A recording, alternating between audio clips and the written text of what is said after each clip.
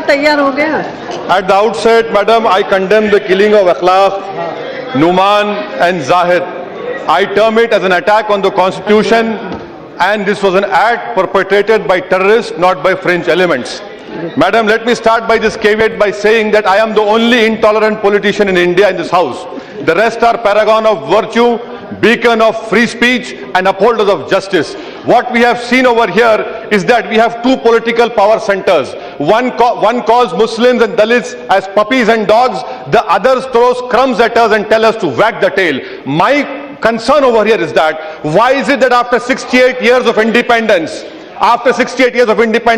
the Muslims cannot find or rent a house or a flat in any metropolitan city? Is this tolerance we're talking about? Why is it, madam, that my dropout rate and Dalit dropout rate starts at the age of 11? Is this dropout, is this tolerance? Why is it that you open more police stations in Muslim ghettos than schools? Is this tolerance? Why is it that Juhapura and Govandi in Mumbai have become dumping yard of the city medical waste, not for schools of excellence? Why is it that out of 100, only 3 are Muslim graduates? Is this intolerance? People say we don't study. NSSO data of 2011 is there, which clearly says that 11% OBC Muslims having 10th class qualification get only 11% employment, the other get 23. Why is it, madam, that after 23 years of Babri Masjid, that the accused have got Padma Bhushan, but they have not been convicted? We have seen various governments, Congress government, UPI government, United Front government, NDA government. Is this tolerance? Let me ask a political intolerant question to this August House. Why is it, madam,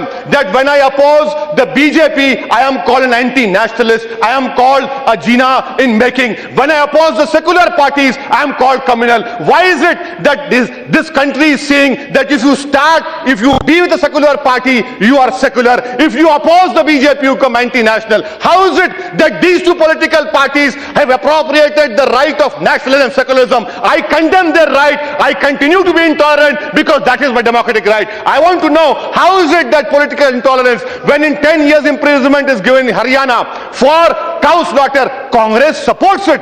But I am intolerant. I am a communal. How is it that Tripura governor says on October 19 that free speech and tolerance can be celebrated if Muslims eat pork in the middle? Is this intolerance we're talking about? Madam Speaker, let me conclude by asking this very inconvenient, intolerant question to the government, that to the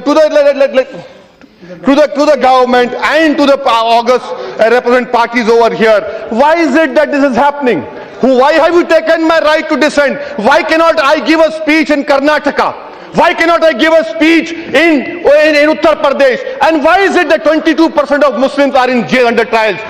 West Bengal 49%. Maharashtra 29%, UP 29%. Is this tolerance? Madam, I conclude by telling the government, the Home Minister asked for recommendations, suggestions. My suggestion to the Honorable Home Minister is, your pride was hurt when a wrong allegation was made. I commend you for showing your pride. But you see, for 69 years I have been called a Pakistani. What about my pride? Would you rise up and protect my pride?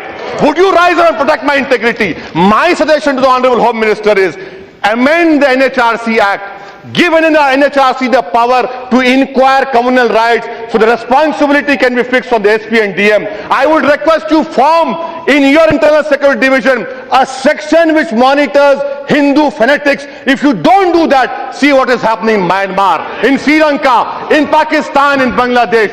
We require stability. The third step, form an Equal Opportunities Commission. Fifth step, give constitutional status to NCM. And a request to all the House, you talk about ISIS and Wahhabism. Remember, ISIS is an evil ideology. You cannot break us down into Wahhabism, Sufism. You have to take the whole Muslim community, which right now the whole Islamic world is condemning ISIS. Remember one thing, that ISIS cannot be defeated by bombs. ISIS can be defeated by cerebral debate. This is what needs to be happened. Madam, I conclude my speech by quoting a शेर of Faiz said, तुझको कितनों का लहू चाहिए अर्ज़े वतन, जो तेरे अर्ज़े बेरंग को गुलनार करे, कितने आहों से तेरा कलेजा ठंडा होगा, कितने आंसुओं से तेरे सहराओं को गुलजार करें. Thank you, madam.